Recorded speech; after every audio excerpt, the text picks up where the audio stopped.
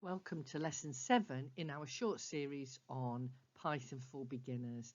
And in this lesson, we'll learn how to make our programs more readable. In this lesson, we'll recap what we learned last lesson about making programs user-friendly. We'll think about what readable means, how to make programs readable, and finish by thinking about the reasons why it's important to make programs more readable. So when we make our programs user-friendly, we're working to help the person who will use the program. But when we make a program readable, we're working to help another programmer who will read the code, look at the Python code. So read by whom? Who are we thinking about when we make our programs readable? Well, a key person to think about, funnily enough, is future you, because even a few days later, if you come back to your program, you might find it hard to remember what it was you were trying to do. Also, most programming is done in a team environment nowadays, so you also have to think about making your program code readable by the other programmers in your team. Your manager, for example, might want to see what you've done and be able to read it. Also, years possibly from now, somebody might come back to your code and want to fix errors in it, maintain it, make changes to it, and you won't be around anymore. So your code will have to stand on its own 2 feet, and the person will have to be able to understand it and read it. And finally, there's a big wide world of programmers out there. Python programmers are really good at sharing, and Python itself is an open source coding language. So there is a huge audience out there potentially for your code, and we need to make sure that they can open your program and read the code and understand it. Here's an example of a program that has not been designed to be readable. This program works, and none of the changes that I'm going to make this lesson will change the functionality of the code, but I'm going to work through it now and make it more readable. I'm going to use 3 strategies to make the code more readable. I'm going to look at the identifiers. That is the names that we've used to identify things, how the code is spaced and laid out on the screen, and adding comments that will explain the code. So let's go through those 3 steps one by one. First of all, identifiers. I've changed the identifiers in the code, and I think that's made a huge difference to how readable it is. In fact, you might now, if you didn't already, recognize what this program is. Identifiers in a program are the names that you, the programmer, have given to different parts of the code.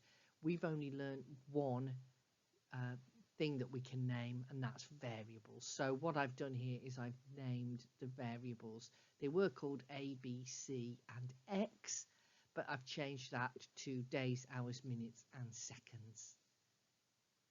So thinking about good identifiers will immediately help to make your code more readable. In general, identifiers should be explanatory enough that you can understand the purpose of the variable, but they mustn't be so long that it's hard to read and write the program. So you've got to strike a happy medium, but seconds, minutes, hours and days, they seem to do the job here. The next thing I'm doing to make my code more readable is to space it out. Python just ignores empty lines and also spaces like just a space bar. Unless the space is inside a string, Python just ignores it. So with clever use of spacing, you can set out your code to make it easier to read. I've done another couple of things here. I've made the code more user-friendly as well. So combining those two things, I think you'll agree it's getting easier and easier to read this program. And then finally, the third thing to think about to make your code readable is to add comments. Comments start with a hashtag. The hashtag can come at the start of a line or at any point in the line, but everything from the hashtag onwards in that line will be ignored by the computer. So I've put in some labels here, some comments.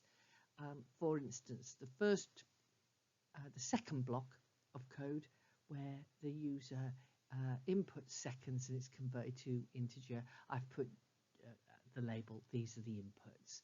And then the second block below that, minutes, are calculated as seconds divided by 60. And you'll notice that I've taken the remainder, that's what the percent sign is, the remainder of that calculation, and saved that as spare seconds, and so on through the program. So I've added comments. So just to remind that, hashtag, anything that follows the hashtag is a comment. It's shown in red in idle, which makes them stand out, and the computer will simply ignore them. They're for the human reader. So let's go back to where we started. The code on the left is what I began with. I personally think that's unreadable. And on the right is the code, part of the code, as I've amended it to make it more readable. Imagine the difference between looking at one or the other of those programs. If you had to, let's say, make a change to it or check it, the readable one is longer, it's got more words in it, it takes up more space, but the gains are huge. So just to review the advantages of making our code readable, it's an advantage to you in the future because you will forget. It may not seem it as you're writing a program, but you will forget what your program is when you come back to it a few weeks later. It also really helps you with teamwork. If your team members, your fellow team members can read and understand the code that you've written, it also means that your code has a future after you've gone. Perhaps you've been promoted or gone on to a new job, and your future colleagues want to find new uses for your code. And finally, we're sharing our code typically with an open source community. Not all code, some will be commercially sensitive, but we're sharing it with the people around us. In the programming community, and if it's readable, they'll be able to understand it. So I hope I've convinced you about why it's important for code to be readable. Let's go back over that checklist of how we can make our code readable. The first comment now, I think, is the most important one. You should be thinking about readability as you code. Today, I showed you some unreadable code, and then I went through it and did things to it to make it more readable, but that's not the best way to do it. Your best bet is to be doing all these things as you write the code instead of coming back to it later. So make sure you choose suitable identifiers. The identifier we've been using so far is the variable. Make sure that your code is nicely spaced out. So different parts of the code will be doing different things, and most Python programmers space those chunks of code out by throwing an empty line in between them. And add comments with a hashtag, which are messages to the reader.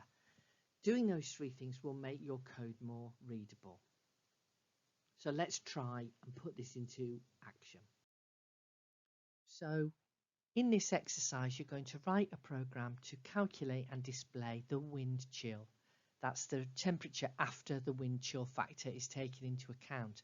What does that mean? Well, wind chill is the way that strong winds make us feel colder. You might have seen that on a weather forecast. The weather forecaster will say something like, oh, today it's 11 degrees, but with the strong wind it will feel more like 7 degrees, so wrap up warm. And for us, that's nice to know, interesting.